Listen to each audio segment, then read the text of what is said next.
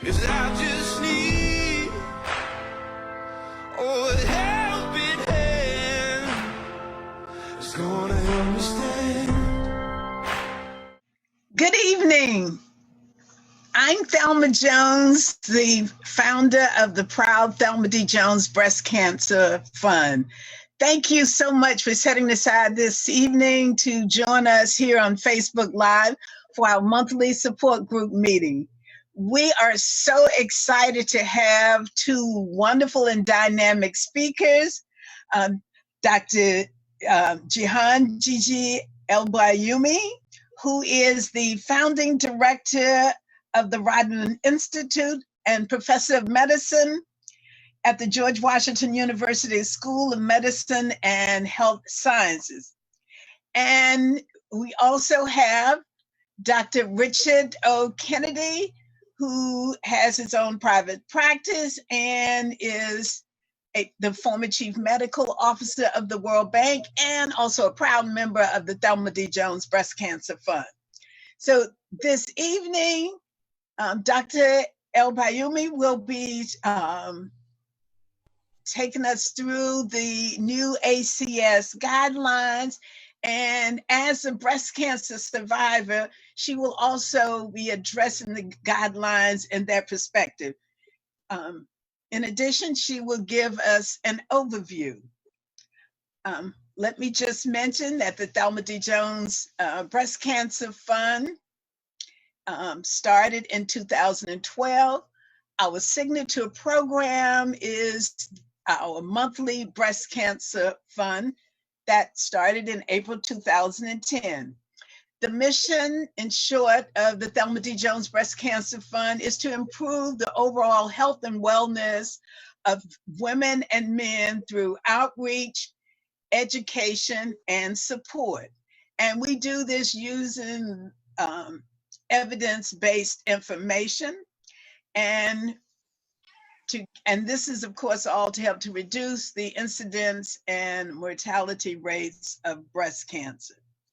So with that, I am going to get a feel for who's in the audience right now. And of course, I will need our tech people to help me to tell me what I need to do to find out who's out there in Yonderland.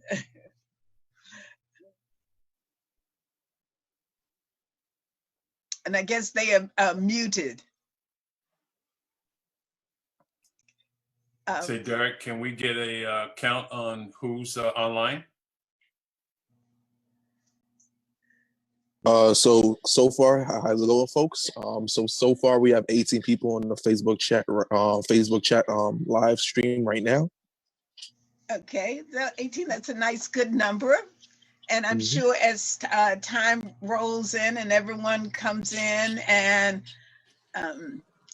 wash their hands and remove their clothes and do all of those practices that are in our guideline, they will be logging on to join us. So thank you again, everyone. Is there a way that we can allow the people on Facebook to say their name and where they are? We're feeding them to the Facebook.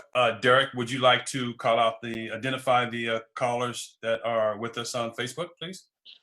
I would not be able to list them out individually. I would just as soon as someone comments, I'll just comment who they are. I'll let you know. So our first comment is from Christina Williams from GW Rodham Institute. Oh, okay. All right. So, okay, then why don't we just sort of proceed on with the program, and let me welcome Dr. Kennedy, who will introduce Dr. Elbayumi. And let me just tell you a bit about Dr. Kennedy. He has an internal medicine practice here in Washington, D.C., and he has been practicing for 35 years. His area of clinical interest includes asthma, hypertension, diabetes, and preventive care. And I might mention that at least 3 of those we named are challenges that are very prevalent in the African American community. So prior to his private practice, as I mentioned earlier, Dr. Kennedy served as the Chief Medical Officer of the World Bank Group, which is where I had the honor of meeting and working with him for more than 2 decades. So I'm so happy that we followed each other in post-retirement to an area that we are still working together. And of course, he is a member of the Thelma D. Jones Breast Cancer Fund. So with that, I will turn it over to Dr. Kennedy, who will also introduce Dr. El-Bayoumi. Thank you, Thelma. Good evening, everyone. Welcome to this, what I'm sure is going to be a very fascinating talk by Dr. Jihan Gigi El-Bayoumi. I'll tell you a little bit about her. It's so much more to tell, but I won't tell you her whole history because we might be here till tomorrow. Oh. But Dr. El-Bayoumi was born in Florida, raised in East Lansing, Michigan, and attended the University of Michigan in Ann Arbor for both undergrad and medical school. She then moved to Washington, D.C. in 1985 to complete a residency, internship, and chief residency in internal medicine at George Washington University School of Medicine and Health Sciences. After completing her training, she joined the Division of Internal Medicine at GW. She has served as clerkship director for many years prior to becoming the Internal Medicine Residency Program Director in 1998 and remained in that role for 15 years. She's a professor of medicine and she is highly active in clinical practice. Learning how to better educate and evaluate learners from all levels has been a long-standing interest of hers. She has lectured and taught in the G.W. Milken Institute School of Public Health, the School of Medicine and Health Sciences, and the SMHS residency program, as well as in the community about topics such as women and minority health. She has served on the boards of Center for Women Policy Studies, National Women's Health Network, and Arts for the Aging. She is currently serving as a board member for the Whitman Walker Health. Dr. El-Bayoumi founded the Rodham Institute to honor her patient, Mrs. Dorothy E. Rodham, Mrs. Hillary Clinton's mom. That's correct. And she was not only a patient, but she also became her cherished friend. Mrs. Rodman was a wonderful human being who was committed to social justice, and this institute was created in her honor to her legacy. Please all let me welcome Dr. El-Bayoumi. Oh my gosh, are you sure that it wasn't my mom or dad who wrote that introduction? Well, thank you, Dr. Kennedy, for that lovely introduction. And thank you, Ms. Jones, my dear friend and activist and really a champion of everybody, men and women who have survived breast cancer, such as myself, as well as trying to educate people on breast cancer.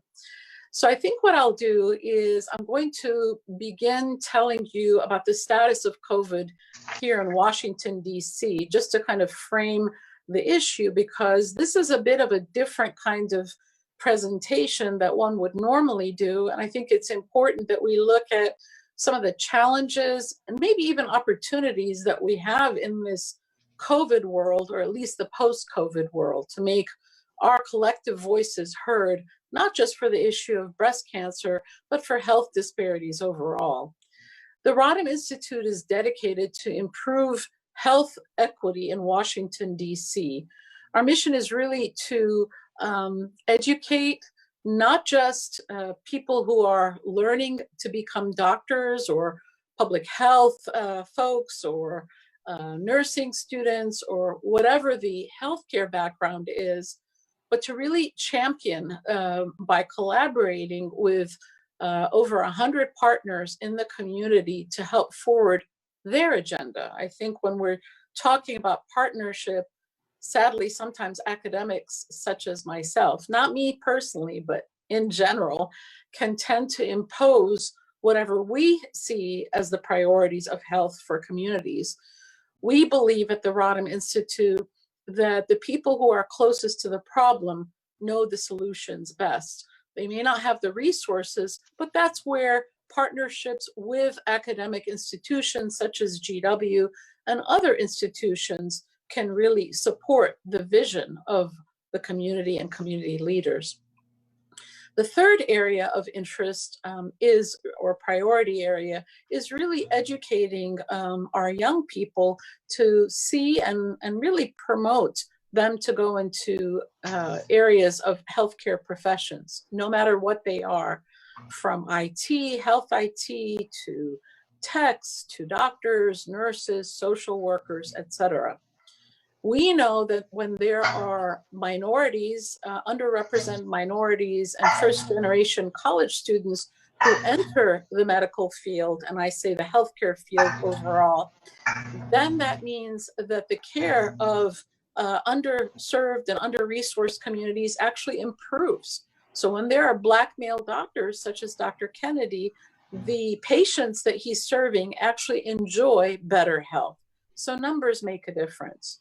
So let me start off by saying that this COVID pandemic, from the standpoint of people who are disenfranchised, who are underrepresented minorities, poor people, people who are certainly undocumented immigrants, returning citizens, LGBTQ, people who are elderly, people who have mental health challenges, disabled, I could go on, and I don't mean to leave any group out, have worse outcomes. For example, before this started, we in the District of Columbia have the highest per capita rates in the country in end-stage kidney disease, in cancer mortality, and HIV. And that doesn't even begin to tell the full story, because if you drill down and look at where these illnesses are, in Ward 8, we have an HIV rate that is the same as Namibia, and our infant mortality in Ward 8 is the same as El Salvador and Cambodia. We know through the Virginia Commonwealth University, they have an excellent study that I would really encourage people to look up. And if nothing else, just to look at the graphs, because there's so much of, a picture tells 1,000 words. And unfortunately, it's the same picture over and over again. They did excellent research work to look at the entire District of Columbia, Maryland, and Virginia. And what they found in terms of life expectancy across the DC span of 10 miles, if you live in the rich areas such as Georgetown, you can expect to live 94 years. But if you live in Anacostia, you can expect to live 66 and a half years. So that is an incredible difference in a place which is just a stone's throw from the White House, from the Capitol, and arguably the capital of the richest country in the world, if not the most powerful. So that just is as a backdrop. So when COVID happened, it is no surprise, although there are some people who were surprised, that this should disproportionately impact Black and Brown communities. So let's talk about that. So in the District of Columbia, there have been so far about 362 deaths, as far as I know, at the latest information that I have. This may be a day old, but more or less 362 deaths. 84% of those deaths have happened in African-American communities, 84%.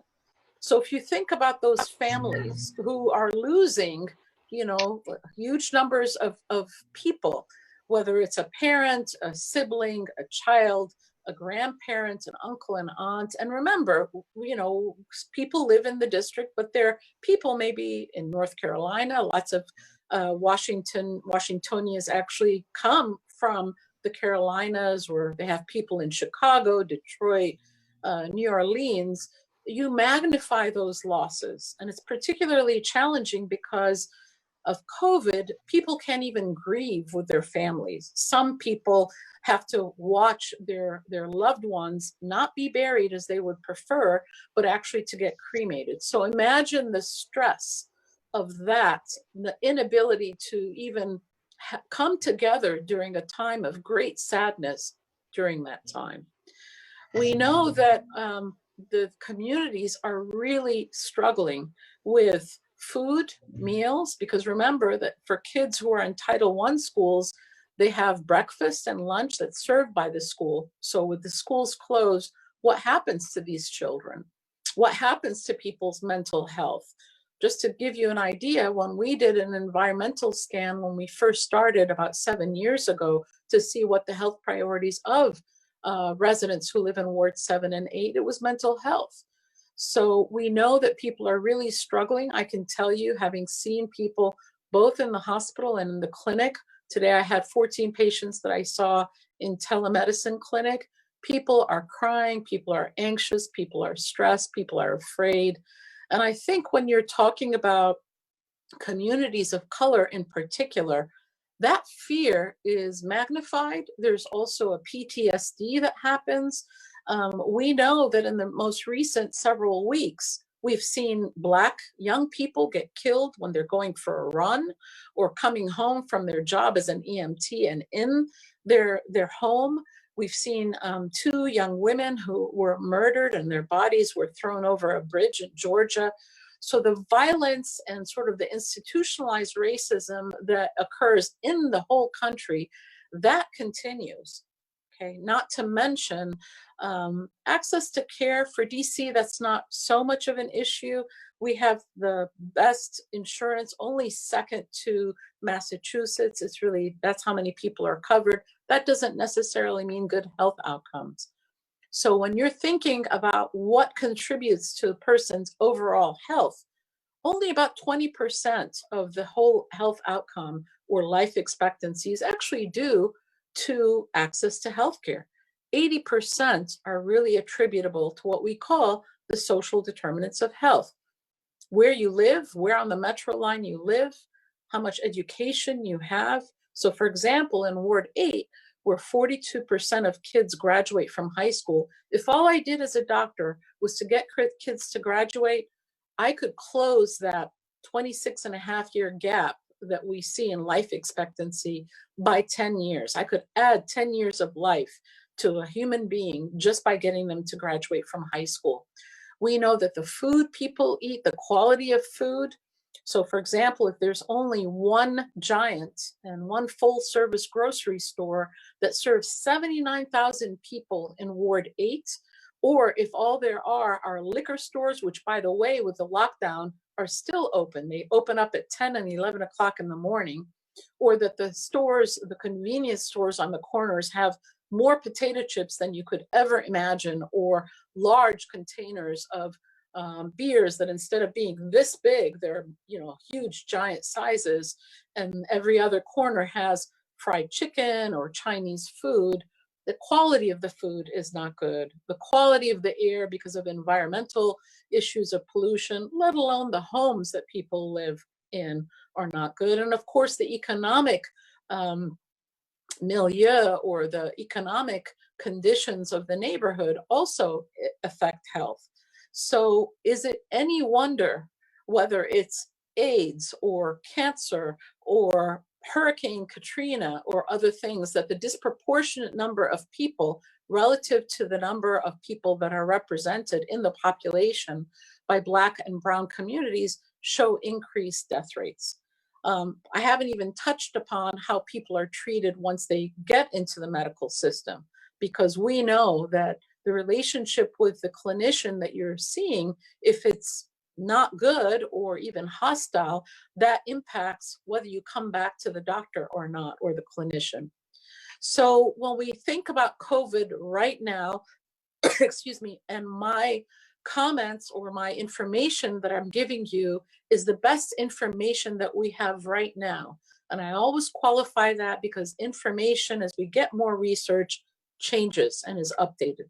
So what do we know about the virus right now? Excuse me, I'm just going to sip something because all this talking, I sometimes cough a little bit. Excuse me. Excuse me. So the latest information is that it's a highly communicable disease, and it's communicable by droplets that we inhale, just like when we have the flu or any common cold, but it's more infectious and contagious, as well as touching surfaces that may be contaminated. And the reason it's so important to wear a mask is actually not so much for the individual, it's actually the protection of others. So I'm wearing a mask for my patients. I'm wearing a mask for the people that are walking around that may have medical conditions, have just gone through chemotherapy, or any other reasons, are older, are frail for whatever reason. I'm not really protected unless other people are wearing masks, unless the kids that I run into, or the patients, or whomever else I'm running into is wearing masks and protecting themselves.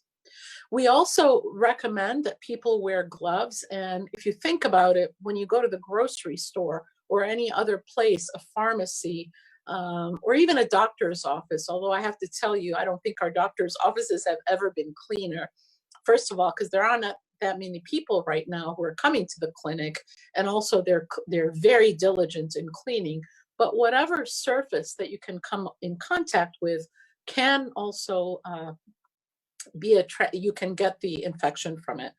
So what besides masks can we do now? Well, we can wash our hands, and I would say you have to spend 20 seconds at least to wash the back of your hands. I actually include the forearm. And what people sometimes forget, especially if they've been outside, is washing their face, because we touch our face. We have these habits that we can't just undo, that we've grown up with for however many years we are, however old we are. It's very difficult to undo those habits. The other things that are crucial and very important, but can be a challenge when one is anxious, is sleep. Sleep helps to protect your immune system. The food that we're eating also helps to boost your immune system. So the more color that you can eat, and that means fruits and vegetables from a variety of types. And if you can't get fruits and vegetables that are fresh, certainly frozen is something that you can do. But also limiting alcohol, not just because it can impact your immune system, but because we are noticing that a lot of people are becoming more dependent because they're using alcohol to self-soothe. My sort of habit, my personal habit, and I've gained 4 pounds since this COVID, is eating. And so that's another thing that we really have to manage. So I try to keep my potato chips to once a week as a treat, or any of those sort of salty, fatty foods. That's my kind of weakness. And of course, a lot of people are ordering out. We also know that smoking cigarettes is something that can weaken your immune system and especially your lungs. So who are the people that are most vulnerable to not just COVID, but to the complications of COVID? Because a lot of people, the majority of people that get the infection actually feel badly, just like you would with a flu, but actually can recover just fine. My brother has had it, my nephew has had it. They mostly had just fatigue, and then they lost their taste for food and smell. Other symptoms can include, of course, fever, very high fever to 104, sometimes 105, sore throat, headache, overwhelming fatigue, muscle aches, chest pain, shortness of breath, abdominal pain, and diarrhea. We also know that there are the COVID toes, where you actually have a skin rash that's associated with it. In the extreme, when you have just a very increased inflammatory response, that's the people that end up in the hospital. You can actually get strokes and heart attacks. So let's talk about that 10 to 15% that end up needing to go in the hospital. What do we know about them? So most of the time when we have an infection, especially if it's an infection that we've never seen before, our body creates antibodies to basically try to control this infection and to, surround it and kill it. Some people, for reasons that we don't really understand quite, like very young people, not very young, but young people can really unleash such an inflammatory response that the inflammatory response actually attacks the healthy tissues. Those are the people that you may have heard about that are maybe 35, 40, and they were completely fine before. They end up in the ICU and some actually die.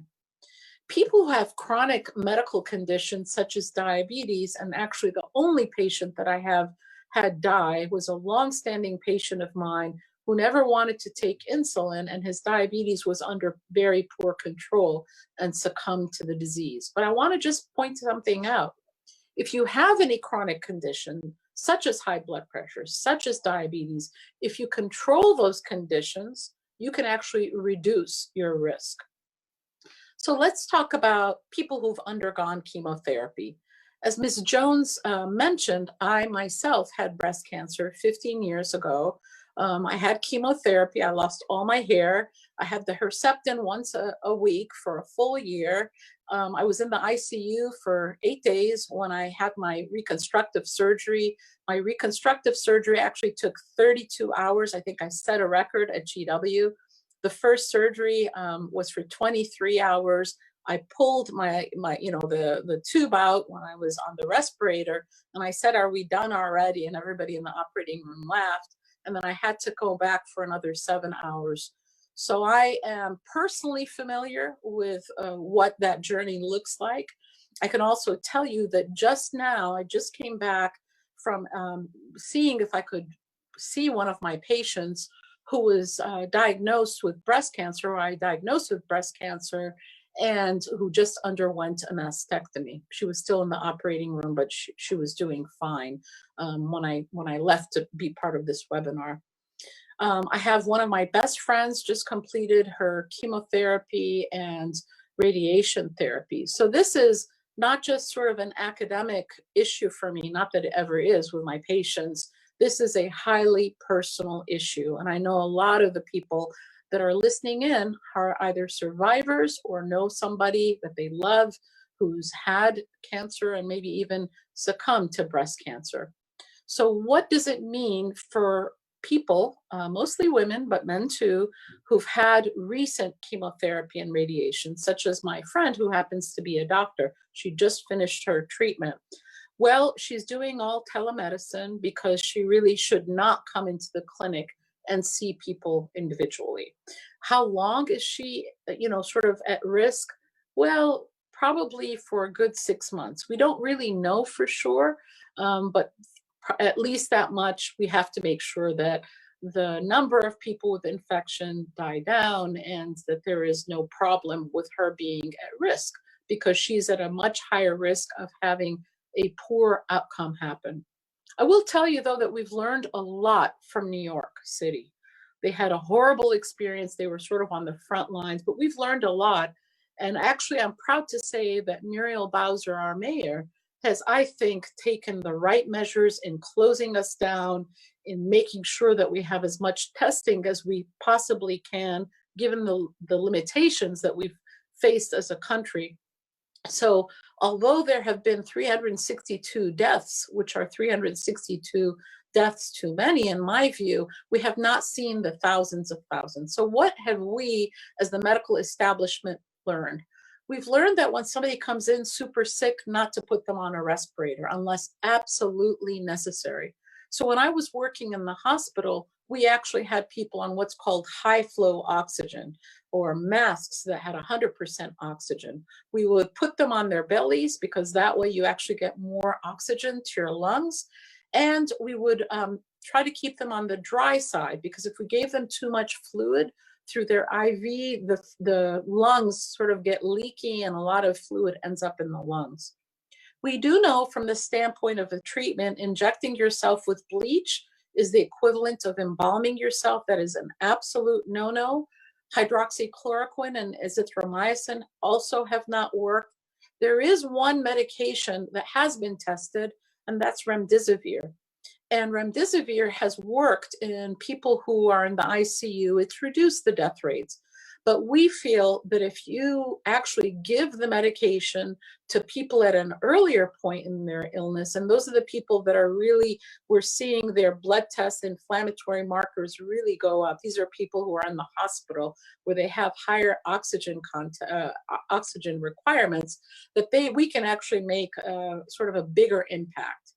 As you may know, the distribution of that drug, unfortunately, has been highly politicized, and the blue states have actually not gotten this drug, which is another issue, but is also an issue that is having to do with disparities, right? All of these things that have a punitive impact on states where there's high urban populations and where there tends to be more of a blue state is really a punishment for people of color or people from disenfranchised backgrounds. So I've talked to you about the symptoms. I've talked to you about some of the testing. There are some hopeful signs that there is a vaccine trial, but you know, I was on the front lines when the AIDS epidemic happened, and I can tell you it's been 40 years and we still don't have a vaccine.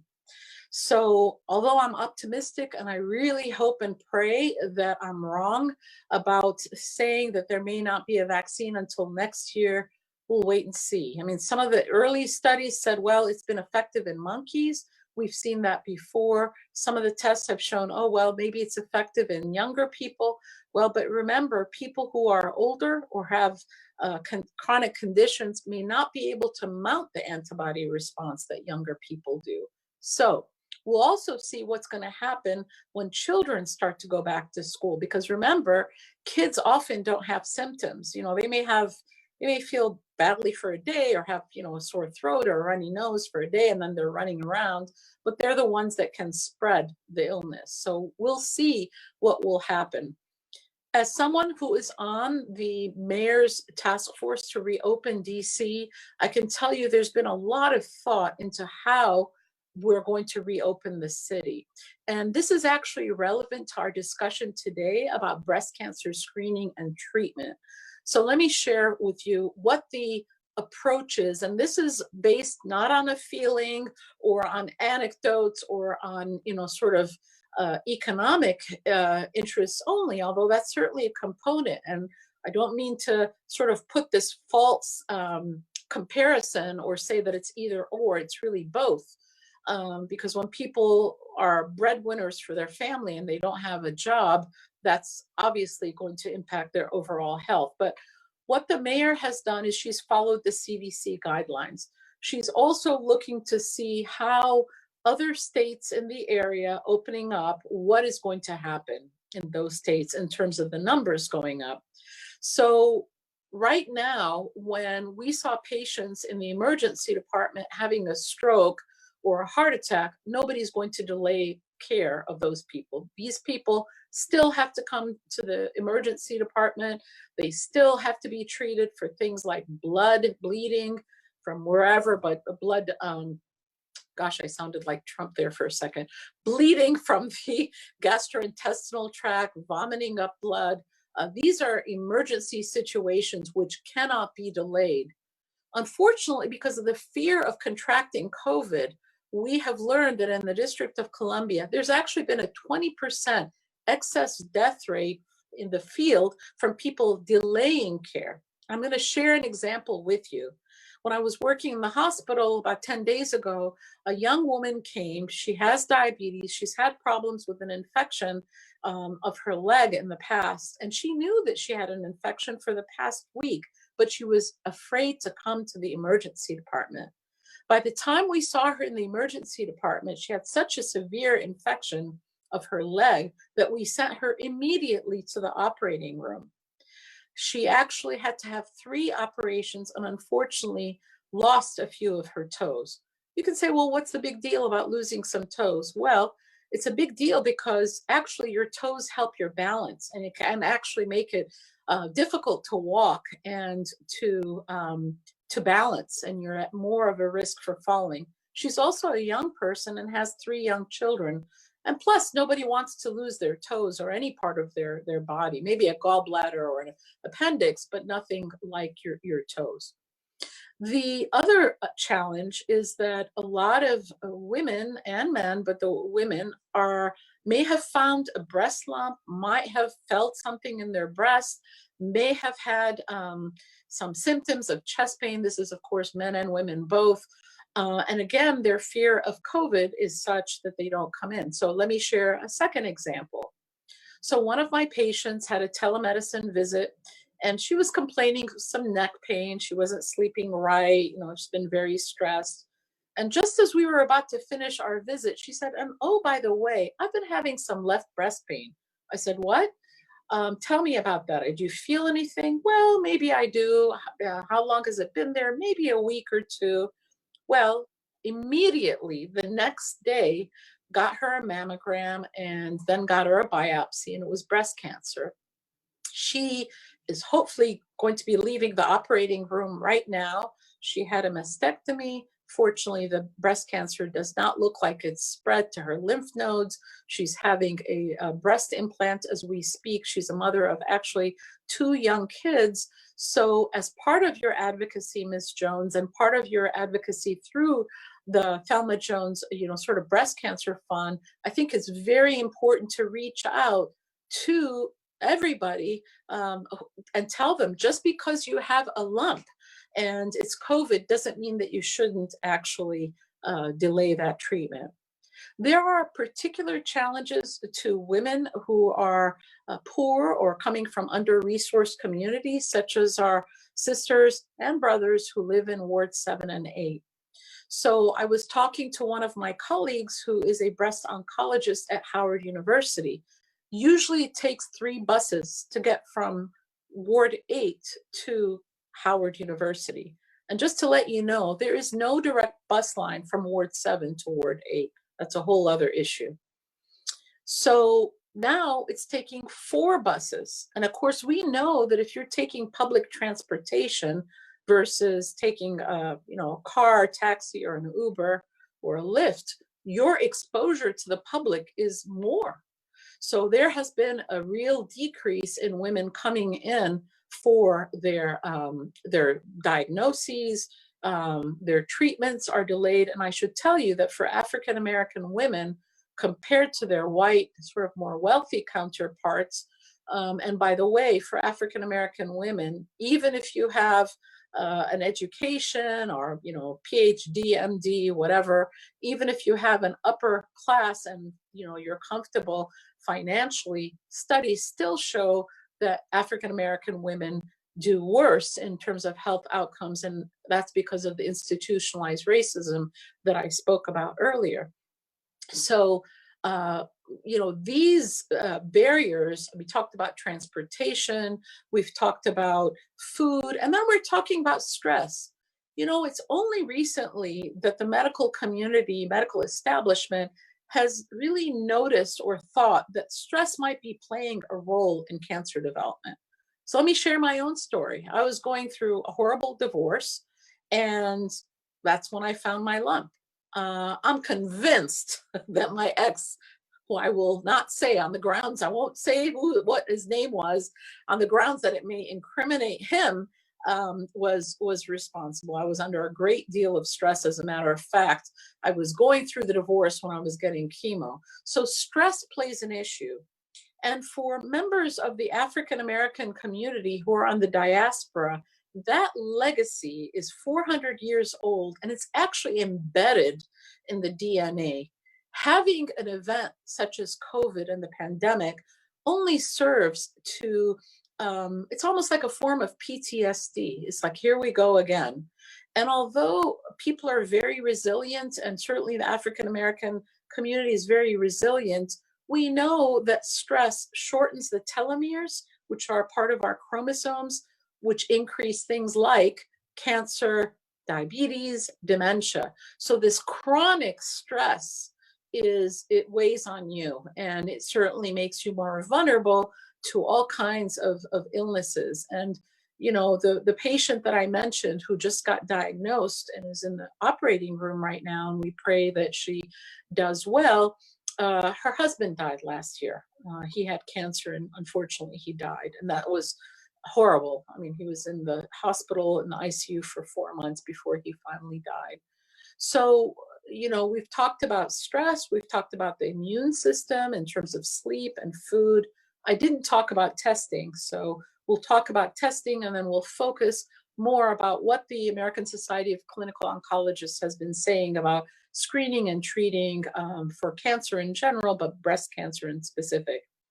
So at the beginning of this pandemic, we did not have a really good test to test if somebody had COVID-19 or not.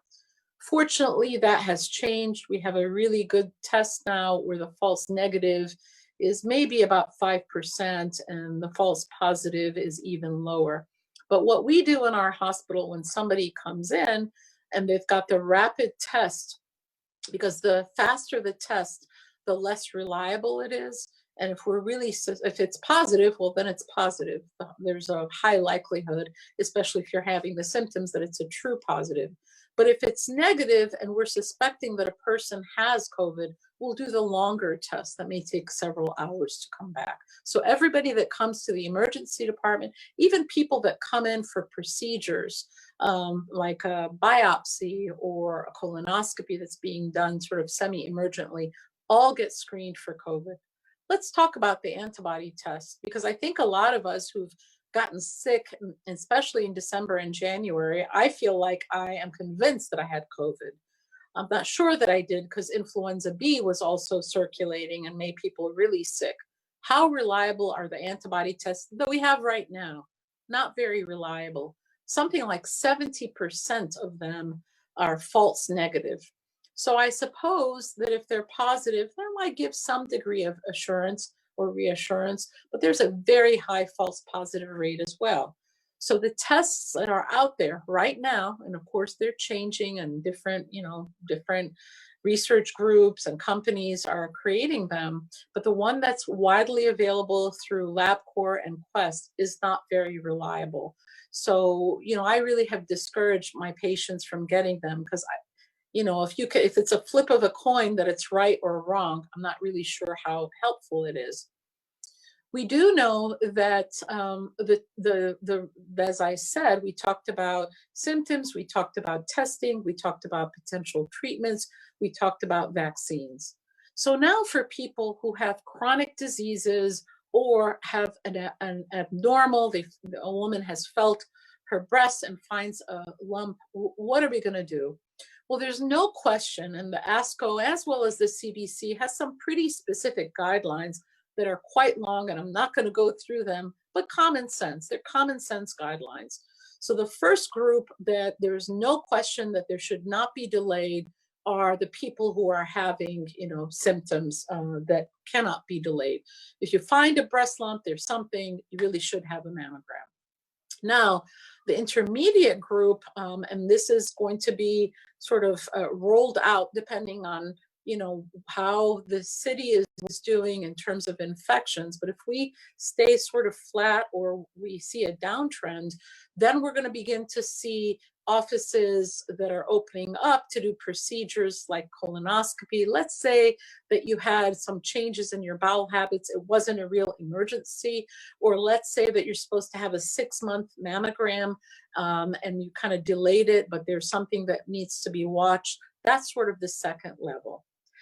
And that's when you're going to be seeing different other services begin to open up in the city.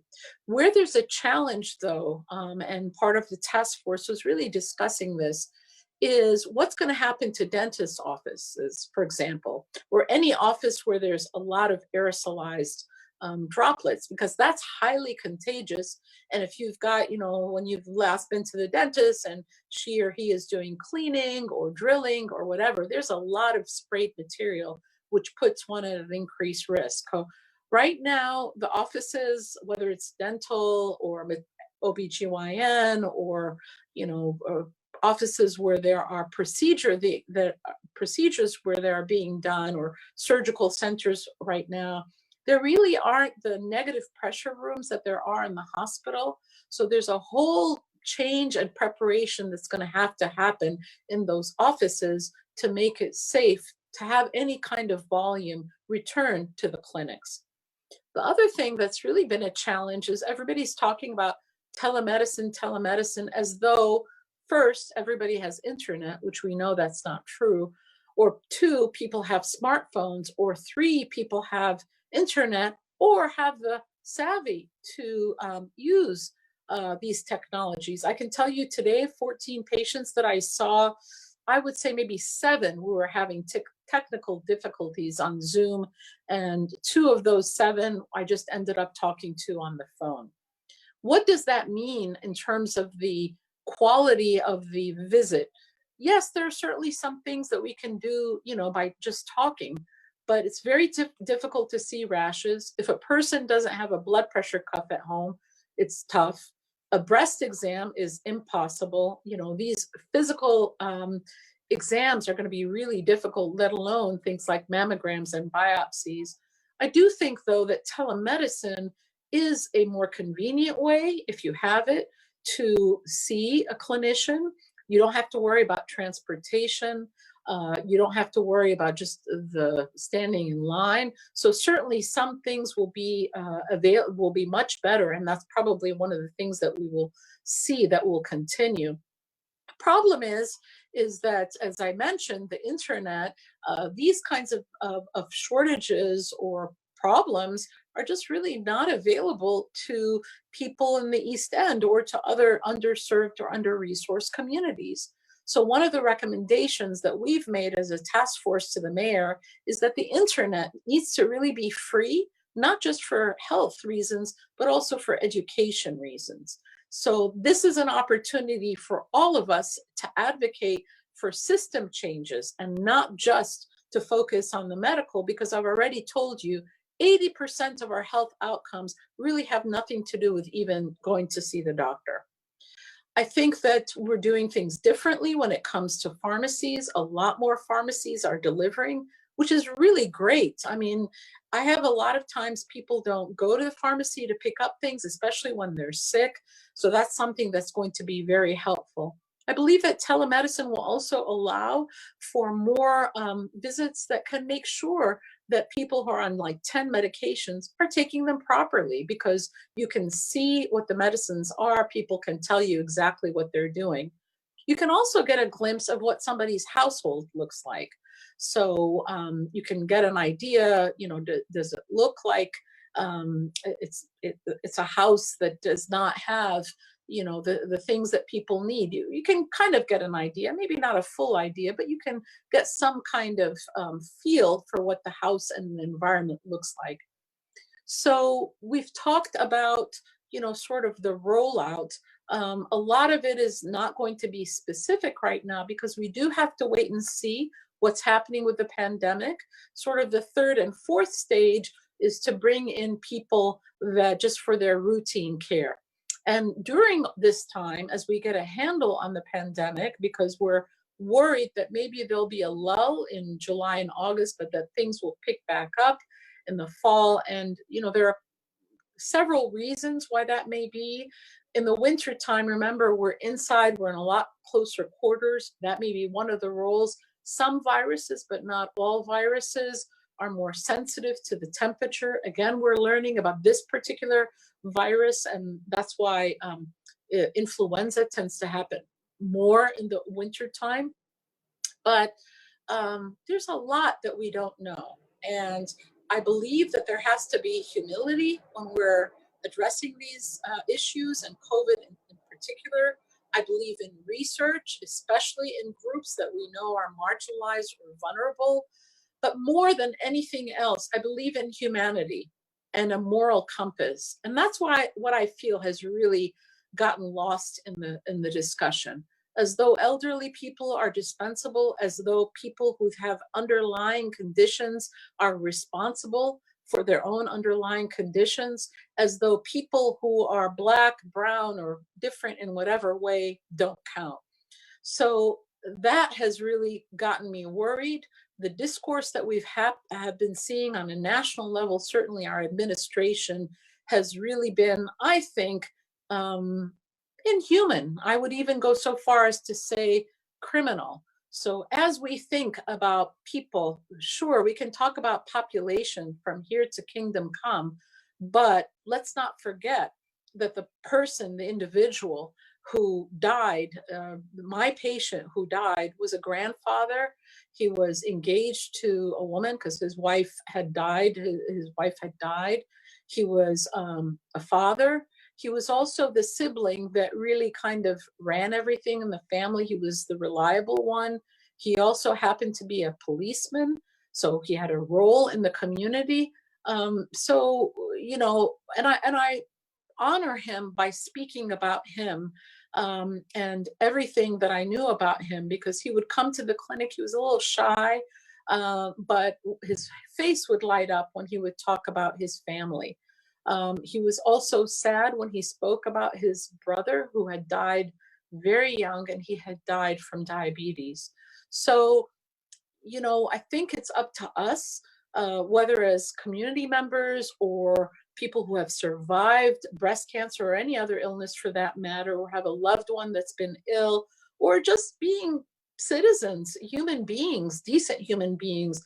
It is really up to us to speak out, to make sure that we use whatever institutions we're a part of, whether it's a church, you know, a work setting, to make our voices heard, to really, you know, put pressure on not so much DC Council or the mayor in our particular case, but on Congress to really speak out, to vote. And one thing that I'm going to share with you that's deeply upsetting: Congress looks at the district as a territory, even though we pay taxes. They have given us the equivalent of 3/5, and we are familiar with what 3/5 means, of what every other state has gotten. We are owed $750 million. That's the difference between United Medical Center, which is getting the majority of COVID cases, staying afloat, versus not. That's the difference between programs that feed pregnant women, children, the elderly, and the vulnerable being present, and those that are not. That's the difference between being able to support people during this crisis of an economic downturn, or small businesses, or you name it. So that's one of the ways that we can collectively use our voice, and not just through the areas that I mentioned or the institutions that I mentioned, but also through the American Society of Clinical Oncologists, whatever national or professional groups that we belong to. This impacts all of us, whether we have an acute illness, a chronic illness, or who are survivors. So I've spoken a lot. I hope that you found this information useful. I think that, one group that I didn't really mention are subgroups within minority groups. So if you are an elder person who is also African American, who is also living in Southeast, that's several kinds of disparities. If you are an immigrant, an undocumented immigrant who's in a Latino, we've heard these horrible stories of people having loved ones die and keeping the corpse at home because they're worried that ICE will come after them. If you are in the prison system and there are no masks, that's another group. If you're LGBTQ and are part of a minority group, again, that's another layer. We know, for example, from the standpoint of mental health, trans kids of color at the highest rates of suicide. We've seen that there's been a significant uptick of domestic violence, 30%, and you can imagine why that is. Let's think about the disabled who are coming from poor communities or communities of color. I could go on and on, the mentally ill, etc. But I think I'll stop there. So I hope that I have not overextended your generous welcome to me, or I hope I've given you some useful information. And I'm certainly looking forward to your questions and the upcoming conversation with Dr. Kennedy. So thank you for your time and your gracious patience with me. Well, Dr. Gigi, I'm giving you a new name. Before Dr. Kennedy comes on, I certainly want to extend my thanks for your giving us that comprehensive overview. And I also have some questions, but I will certainly let Dr. Kennedy come in and do his thing first. Thank you. My pleasure. Dr. Kennedy, over to you. We'll do like they do on TV. You're next. We'll pitch to you. Well, thank you very much. Again, I echo what Thelma has said. It was a wonderful presentation, a nice overview, a vast amount of information, all of it very valuable. It resonated with me because I pretty much see the same thing in primary care. And, you know, one of the things I just wanted to comment on about the telemedicine is that you're so right in that the people who are most vulnerable are the ones who have the least amount of access. It's actually easy, you know, telemedicine is great for the millennials and everyone else because they've grown up with this. That's part of their world. That's how they function from a very young age. But the seniors and the ones with comorbidities who have chronic conditions are the ones who require interventions, and there's an intense amount of anxiety and fear about going to healthcare facilities because of COVID-19. Mm-hmm. And trying to get people to understand that it's reasonable to protect yourself, wear masks, hygiene, washing hands, etc. But when something bad happens that is uncomfortable for you, you can't look the other way because just like you said, there are people who are dying outside of the hospital, outside of a clinic or an office because they were fearful of getting COVID. And I think it's important, as bad as this COVID has been, if you just look at the numbers, the majority of people are recovering. Yes, the deaths are nothing like we see. And if we just use the amount of people who get the flu every year, you know, there were 40-something million Americans who got the flu this past flu season. And, you know, so we don't have anywhere near the numbers of what the flu did.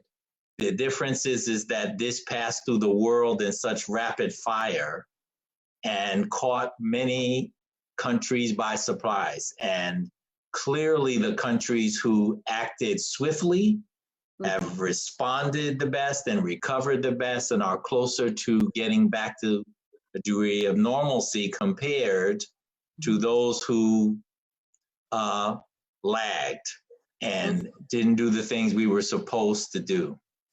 So I want to open this up for questions now. How do we want to do this? How do we want to, I think we'll take this to Derek or Before we do that, Dr. Kennedy, because you also have the international lens. So one of the things that I wondered about, because, you know, I'm of Egyptian heritage, and in Egypt, initially, everything was closed down. Yes. And then Ramadan came and everybody is out in the streets. I mean, and you know, Egyptians are loud talkers, yes. Laughers, singers. Yes. And so, but we've not seen the numbers. And of course, you know, the government is undercounting and so forth, but I have, my parents are there right now and they're not saying that a lot of people are dying. I have family that's in the medical profession. They're not seeing anything. Certainly we're not seeing the numbers in Africa as we have, let's say, in Spain and Italy. What do you think about that? Well, I think a lot of this is very much cultural. In Italy and Spain, First of all, having dinner and gatherings of family members is a common event.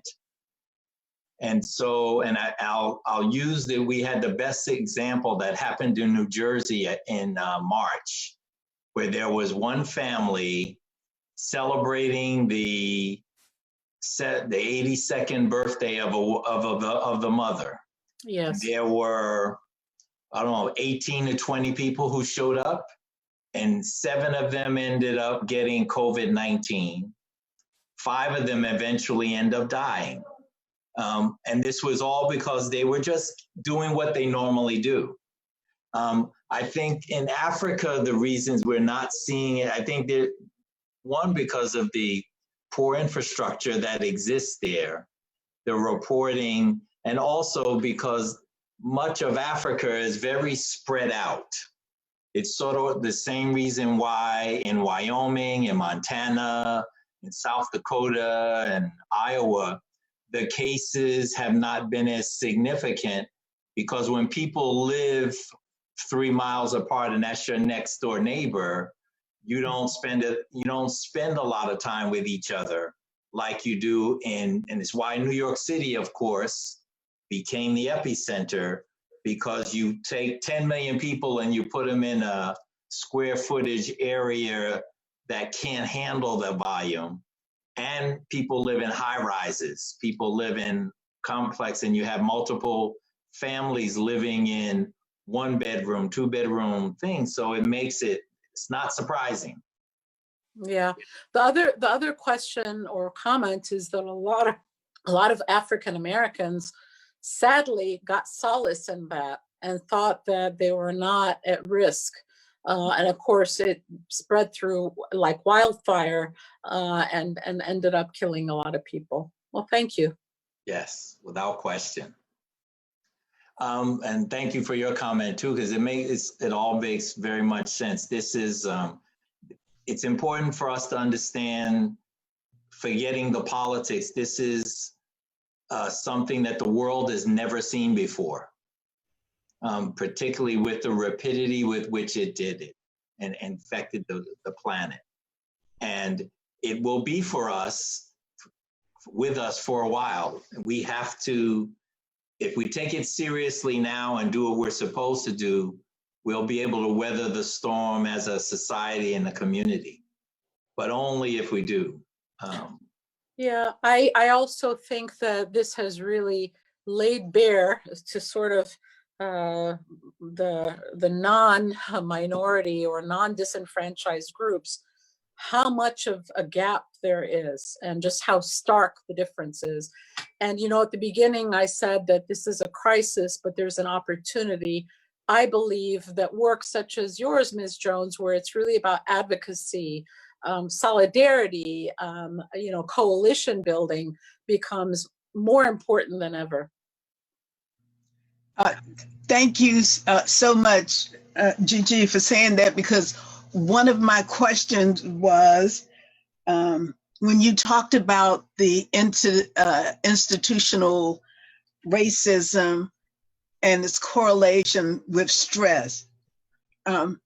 Given how it's so systemic, how does one go about trying to further reduce stress when it is so prevalent around us in terms of the racism?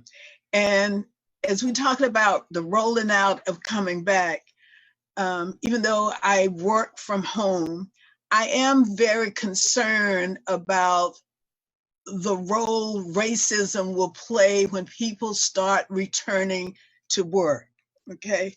And in that sense, I'd like to know what else, in addition to the advocacy work, that you feel that the Thelma D. Jones Breast Cancer Fund can be doing, given our capacity and resources.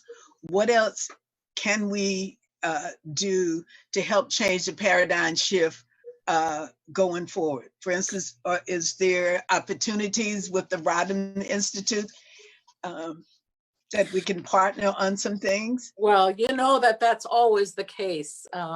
Actually, we're trying to get some funding to roll out a 10-module, I wouldn't say research project, educational intervention that is made to really educate young people who can then sort of a train the trainer. So we want young women to learn about all the aspects of breast cancer so they can convince their moms, their aunties, their sisters, and also to take care of themselves.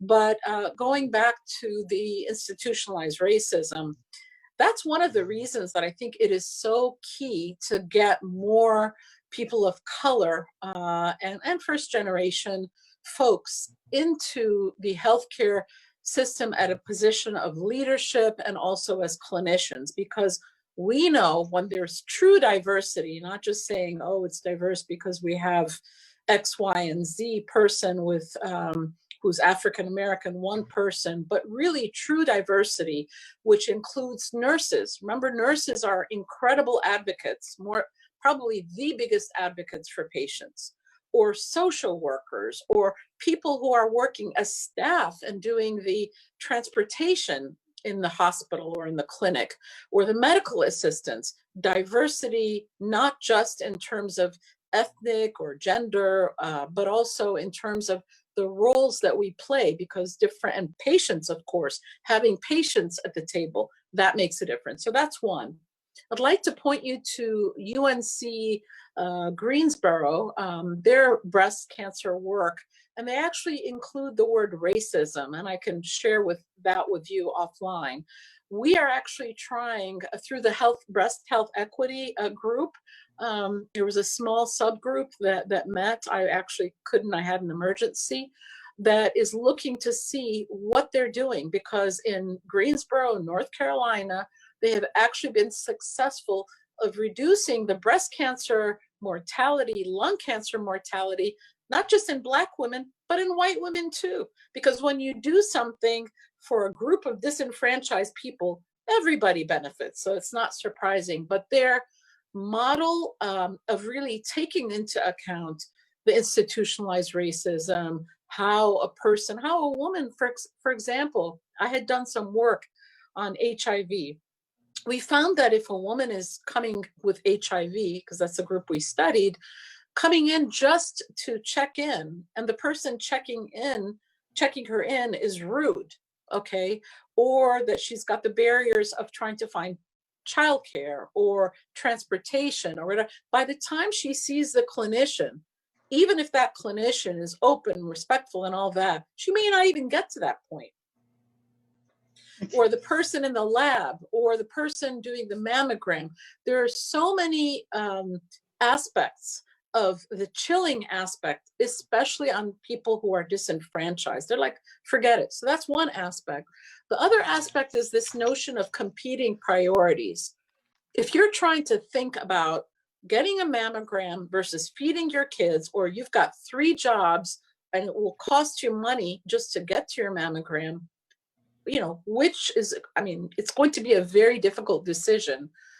Back in the 90s, my mother, who's a medical anthropologist, and I actually wrote the introductory chapter for the Black Anthropologist Journal, which was focused on AIDS. And they found that young people were not getting tested and really didn't care about AIDS, because if you're a Black young man, you're going to be dead by age 25 if you live in certain urban areas from gun violence. So this notion of competing priorities is never something that sort of the medical establishment has taken in, but the lived experience of people absolutely makes a difference. So that's why it's important to have a diverse group of people that can say, okay, you've made a suggestion, but that's really doesn't make sense for us. It makes no sense. Or how about we have a mobile clinic, or the mobile mammogram unit that goes actually to where women are, to make it more convenient, weekend and evening hours if women and people are at work all the time. Or let's use the mobile clinic that we're trying to activate, that right now is being used by the National Guard. There are 2 mobile clinics that have actually sat in back of United Medical Center for a couple of years. And then I believe that community leadership, and there's a lot that's happening, as you know, through the Ward 8 Health Council. People are looking at growing, doing hydroponics and aquaponics, economic development that's sort of for you, by you. I think that that makes a difference. So kind of going back to the civil rights era where, you know, we're really focusing on work and figuring out a way to institutionalize it so it doesn't get co-opted or taken down, something that can have a very strong structure. Okay. Thank you. I have a question here from Scarlett Small. Speaking of North Carolina, this is my high school classmate, but she's on the board of the Thelma D. Jones Breast Cancer Fund. Her question is, what change or improvements would have the greatest impact on the health of our communities? Well, I'm going to weigh in, and then I'm going to ask Dr. Kennedy to weigh in. I would say the quality of food and stress. I don't know. What do you think, Dr. Kennedy? Yeah, I'd agree with that, but also education. Yes. Because if we, and what you said earlier about increasing the number of graduates, because I think we have the false sense that if you don't get a college degree, you cannot survive and prosper in this country. And in reality, there are many other careers that don't require a college degree that actually can provide more than enough to sustain your entire family. So, but education, I think, is really critical because we need to be able to, it's the one thing no one can take away from you. And it also gives you the opportunity to think about being an entrepreneur at times, because there are things that don't require a textbook, that actually you need somebody to be able to think out of the box. And that's where education comes from. The more you learn, the more you question. As you question it, you then sort of say, well, why is it done that way? Because there are so many things through history that have changed because someone looked at something that had become a standard and said, that doesn't make any sense, let's do it another way. And now it's the new way of doing things. And so I think it's really important: education, adequate food, housing, having housing that is appropriate, where people can live comfortably, safely, in a healthy environment. All of those things play a role because it gives value to the individual and the family. We learn how to marginalize people by, we talk about this ward, and that ward, but the distribution, and again, this is where our community leaders play a role. And the community leaders have to engage the people in the community. It can't just be them sitting there, because it's no different than other politicians who know how to say everything in front of the camera, but don't step up to the plate, because sometimes you have to roll your sleeves up and be next to them. When people see that you're there with them, they fight with you too. They'll step up. So let me add to that, because we actually, through one of our collaborations, commissioned an environmental scan to look at the District of Columbia in terms of work opportunities. It turned out that the health sector has more work opportunities than every other sector combined. And to your point, Dr. Kennedy, in terms of people don't have to get an MD or RN or a Master of Social Work, we have the UDC campus on Martin Luther King Road. We also have two community college prep academies also in Ward 8. And UDC has trained almost 1,500 people, that has given them 1,500 health certificates in 10 areas in the past 8 years. And these are tickets to employment. This is free. You don't have to be a college graduate. You don't even have to be a high school graduate. And so what we see are people who may have not graduated from high school, or haven't been in the workforce for a period of time. And then if they are interested, they're doing phlebotomy or pharmacy tech, etc., they can choose to kind of build onto that, to add onto that. The reality is, in the District of Columbia, for nursing, for example, you can go to nursing school for free, for absolutely free. As a matter of fact, the Department of Health has a program where you can work and get free education. All you would have to do is to pay that time back in an area that needs you. I would also say that I'll brag a little bit about the Rodham Institute. I know Miss Christina Williams is on the line. She has been spearheading our food distribution program, because you're right, you can talk a good game, but if you don't walk the walk at the most critical and vulnerable times, then it's all just empty. So, and Christina, Miss Williams, you can correct me if I'm wrong. I believe that we've already had 700 boxes of food delivered to our anchor institutions. We've had almost 500 meals. We've also done 400 masks that we've been distributing. And I'll tell you who those anchor institutions are in just a second, in addition to the correctional facilities. Right now, there's a woman, I think she's from Ward 3, who is working on making 1,000 masks for distribution to the neediest communities. So let me tell you about our anchor institutions, because our philosophy at Rodham is that we don't presume to know who needs what. We work with the leaders in those institutions that can then distribute whatever they see. They can be the places where we do the webinars. It can be extended to their congregations or to their members. So we have 3 church partners, Israel Baptist, Temple Praise, Pennsylvania Avenue Baptist Church. We also have the Southeast Tennyson Learning Center. And I just want to tell you, Ms. Cora Berry, I just can't tell you how much I admire that woman and how much she fights for people in this city. Really, I mean, I can't say enough positive things. We also have UDC, right now it's closed, but also United Medical Center, because everybody's focused on giving food to the nurses and doctors, but people tend to forget about UMC. And just to share, and then I'll stop talking because I would like to have a discussion. Do you know that UMC, just during regular times, for the staff, their cafeteria is not open on Saturdays or Sundays, and their cafeteria is not open after 3 o'clock, Monday through Friday, and it's closed between 11 and 12. That's for the staff, it's not for the patients. But imagine working, you're working, taking care of people, no matter what you do, and you don't even have food that you can eat.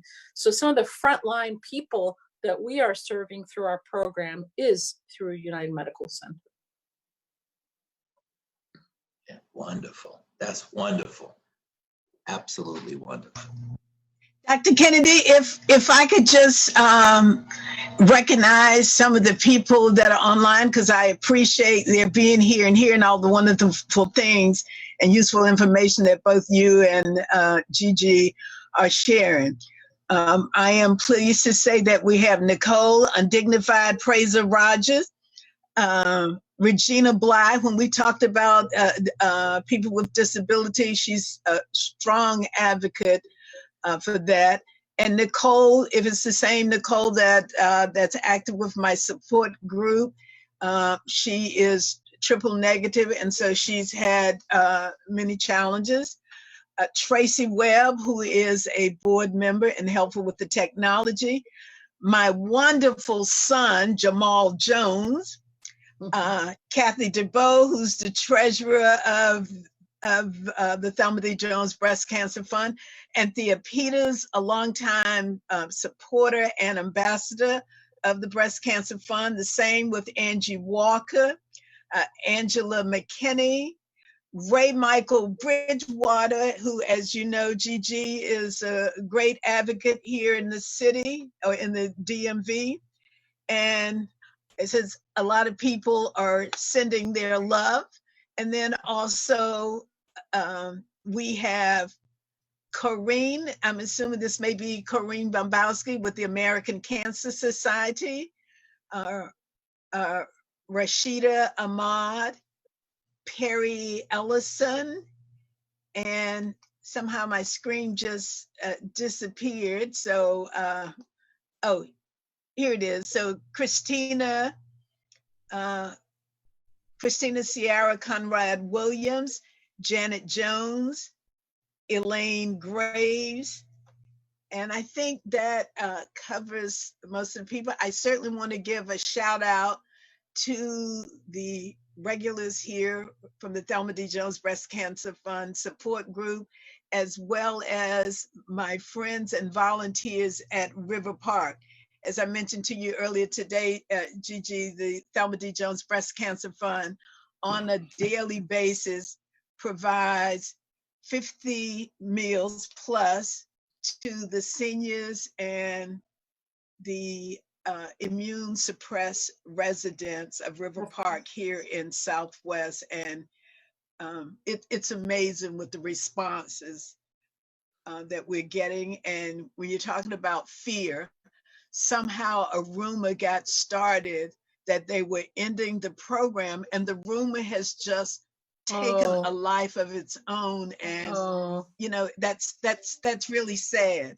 It But is. as far as we know, the program will continue, last forever. But it's unfortunate that the people who are part of it are fearful that it will stop. Well, God bless you, Ms. Jones. I mean, truly, that's incredible work. And I mean, there's nothing to me more basic as a human being than food. And I believe that food, love is food, and food is love.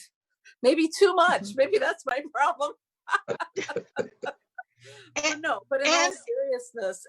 all seriousness, I mean, it's one of our basic needs as human beings. And actually, I should mention, of all the social determinants of mental health, food and food security correlates the most. The severity of a mental illness actually correlates to how much food you have. So you are really an incredible human being. Well, thank you. And I should mention that food is provided by World Central Kitchen with Jose Andres, that I'm sure most people are familiar with, and in cooperation with the Southwest Business Improvement District and James Creek Residents Council. I have some of the most wonderful partners and volunteers that one could ever ask for. That's terrific. Absolutely terrific. Absolutely terrific. Thank you. So are there any other questions out there? Comments? No, you're not leaving it up to the three of us. we can talk forever. That's true. Between the three of us, we can have our own program. Oh, yeah.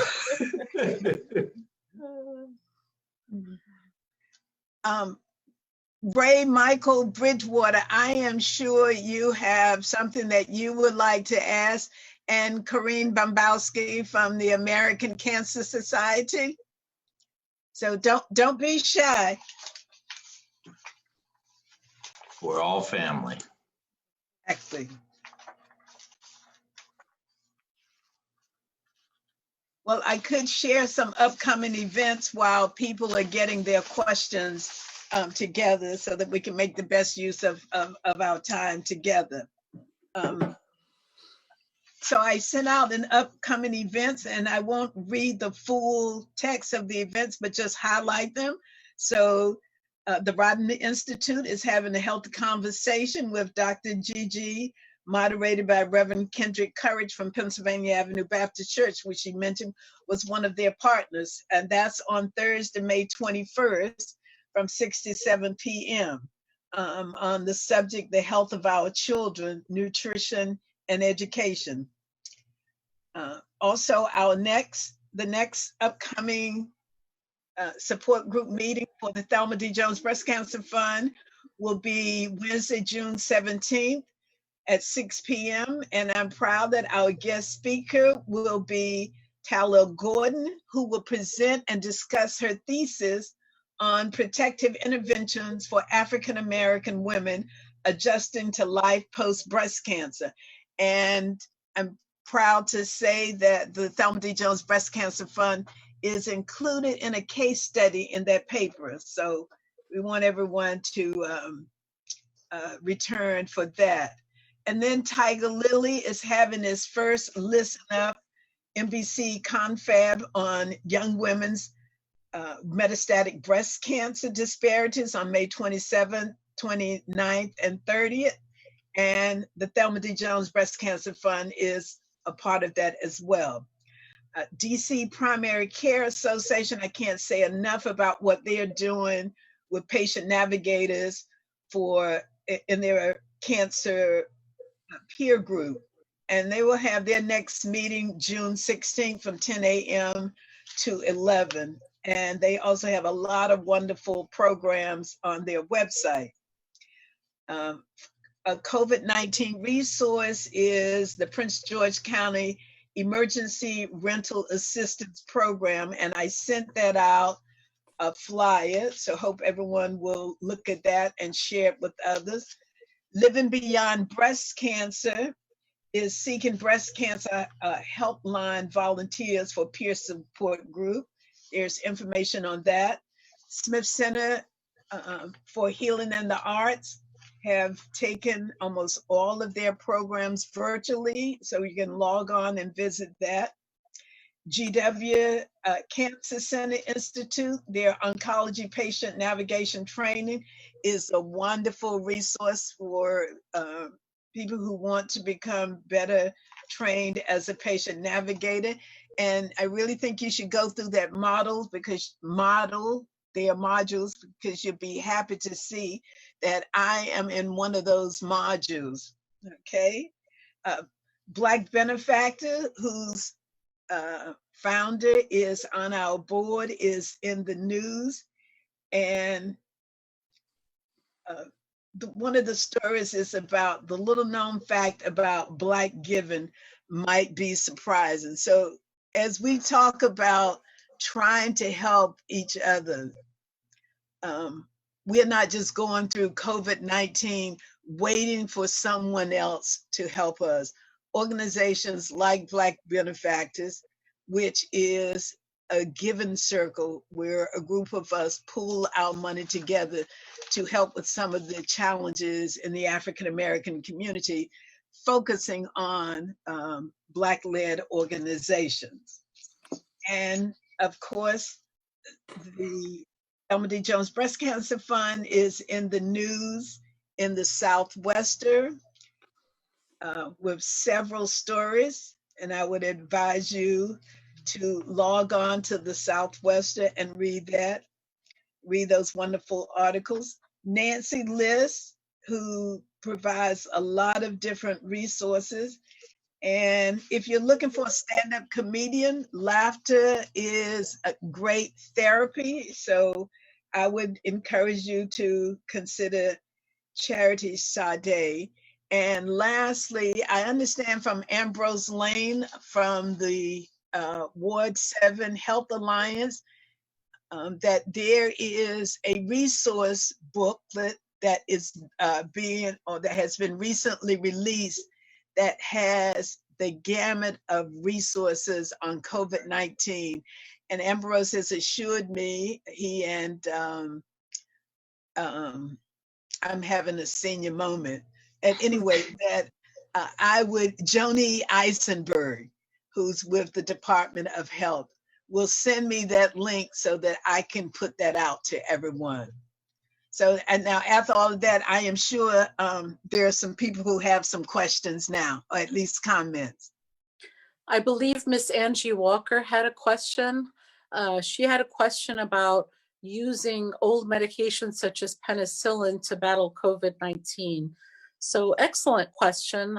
Actually, the remdesivir that's being used is a medication that's sort of being repurposed.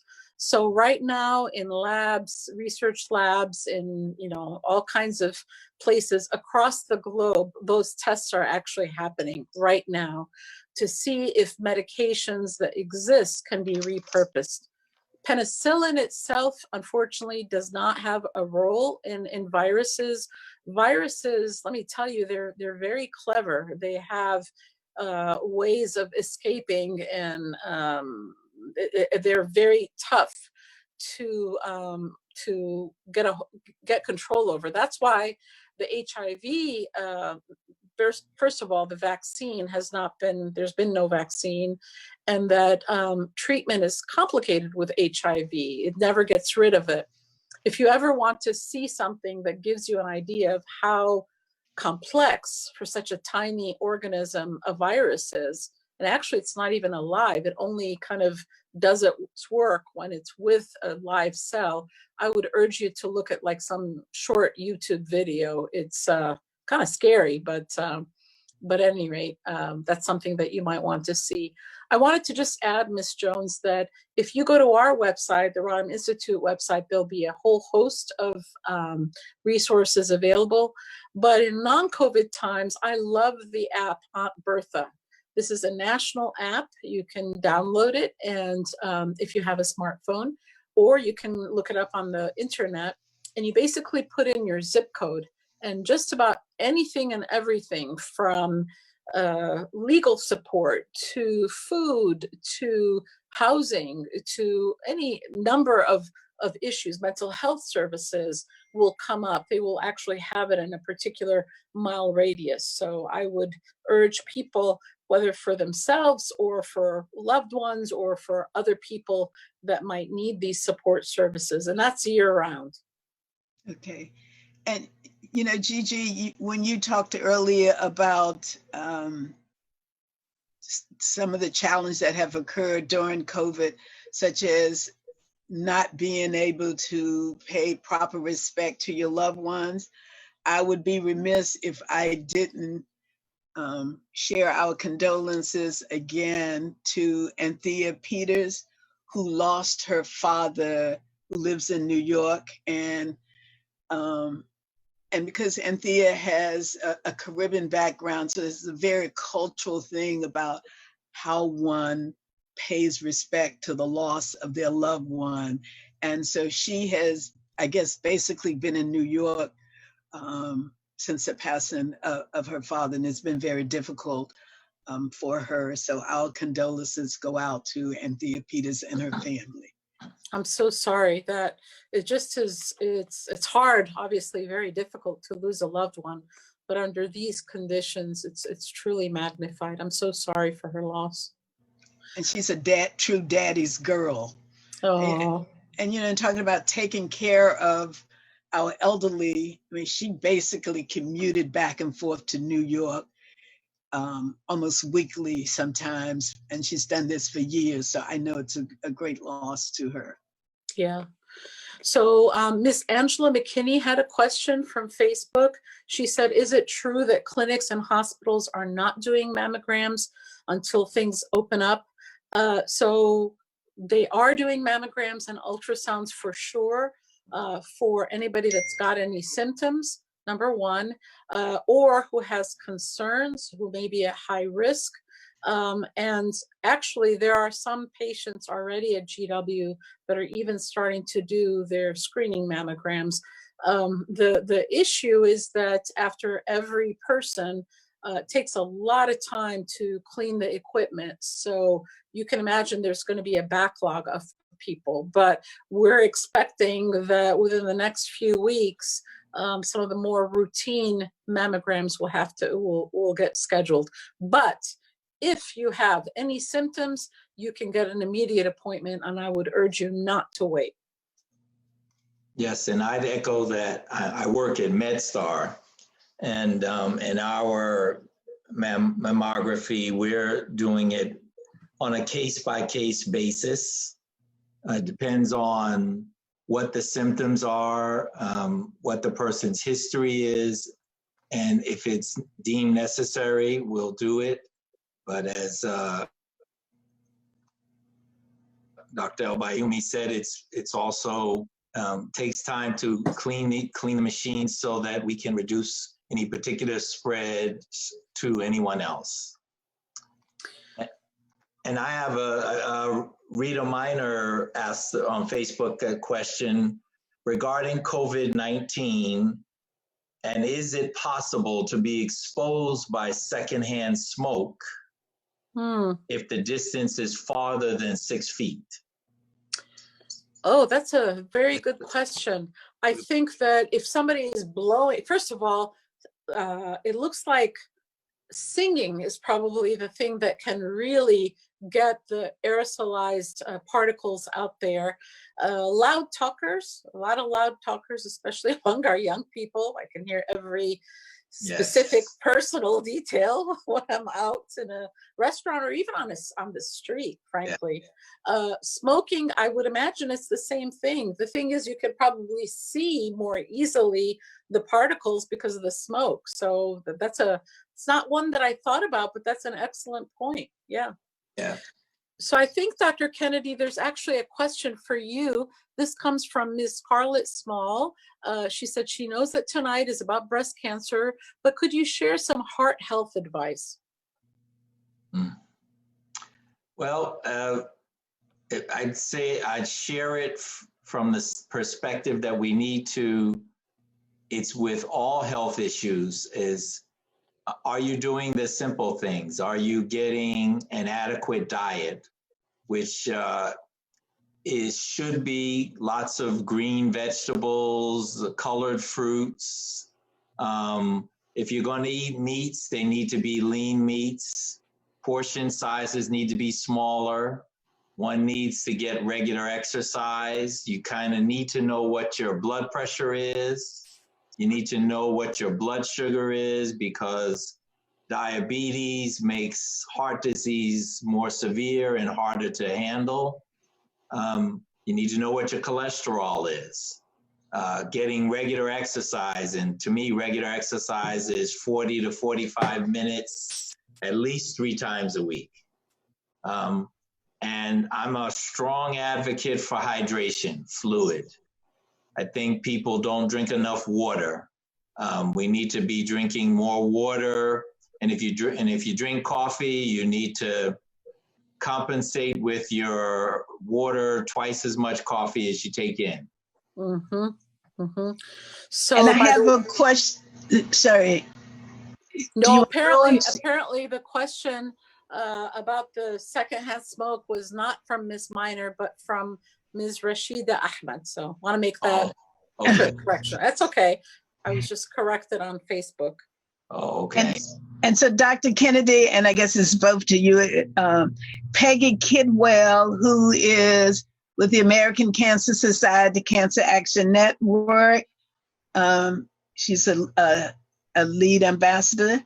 She said, thanks for a very informative, eloquent presentation to both doctors.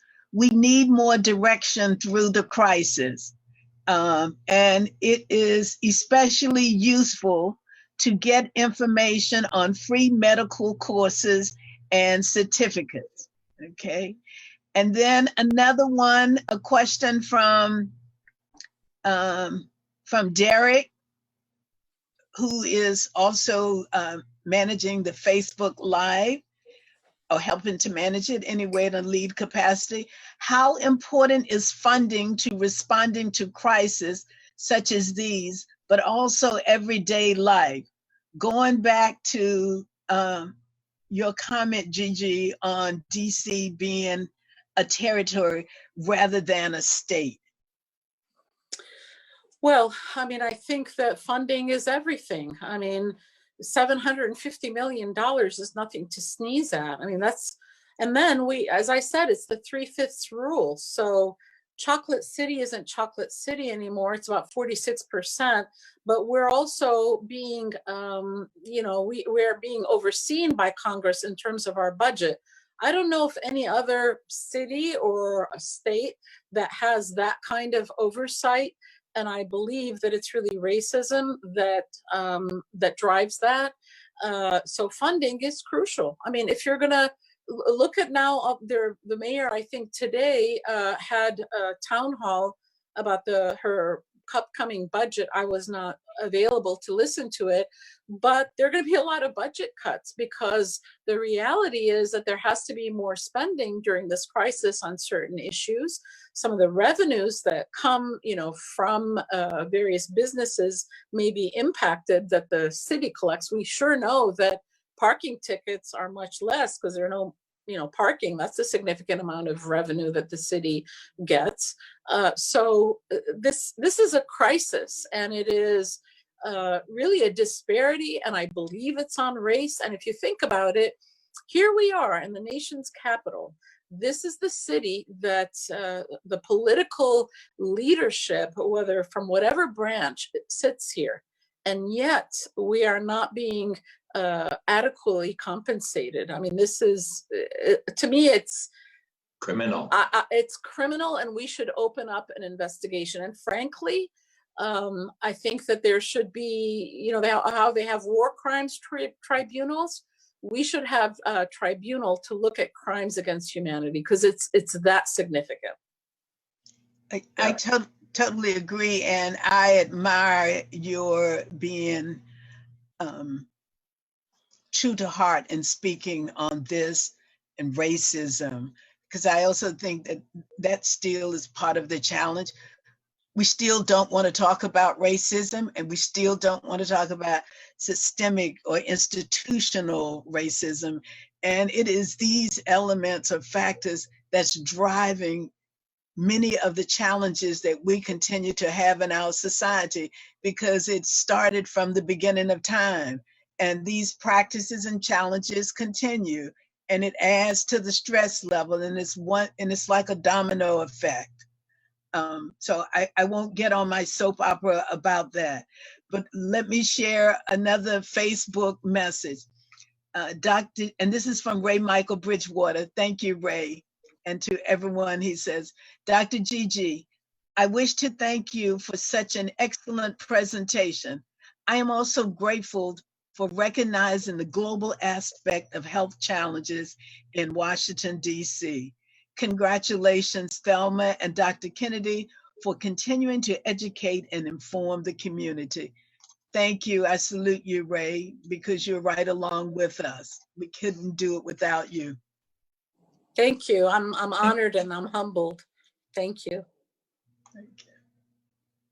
Well, I hope we, unless the two of you see some comments or chat questions coming in from your end, I think we've covered all of the ones on Facebook.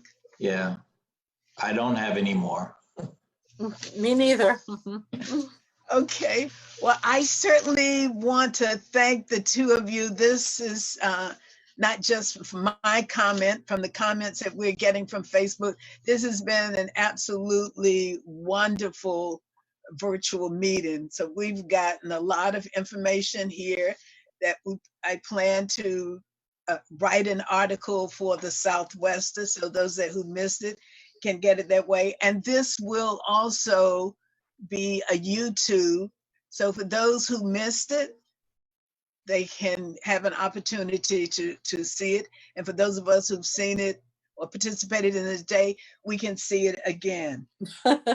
Yes. And I certainly want to thank JMA Solutions for their continued support, our board member, Treasurer Kathy DeBow, and our A-team that has helped to make sure that the technology has gone wonderful. Yes. And that includes Rodney Minor, his spouse, Sarita Minor, Derek Towwood, who is a recent SUNY graduate from New York, upstate New York, Anthony Venitu, and Tracy Webb. And let me just give a plug for the census. The census is here. And if you haven't filled out your census form in Facebook land, I would encourage you to do that, because we need to get counted now. You matter. So we want you to get counted. Amen. Okay. And if I could just say, you're my Shiro, Ms. Jones. You really are. And you are motivated by love and kindness and humanity. And we are so lucky to know you and appreciate all the work that you do on a daily basis for all the people that surround you, friends, family, and community. I love you. Yes. Thank you. Echo that 10 times over. Thank you. Thank you. And well, I'm speechless. Wow, that's rare. Wow.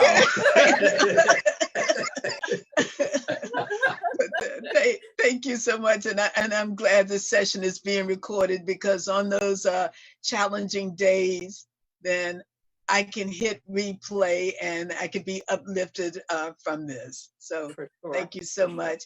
And I want to thank everyone out in Facebook land also. And I look forward to the virtual meeting in June with everyone. So good night, and thank you so much, Gigi, and thank you, Dr. Kennedy. And both of us look forward to working with you in some type of partnership effort. Absolutely. Absolutely. All right. So thank you. It's been a pleasure. Absolute pleasure. Okay. Thank Bye-bye. you. Stay safe and healthy, everybody. Yes. Thank you. Bye. Bye-bye. Good night. Bye-bye.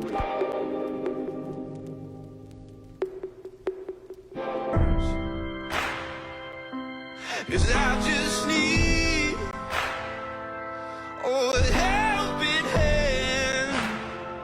It's gonna help me stand. It's gonna help me stand.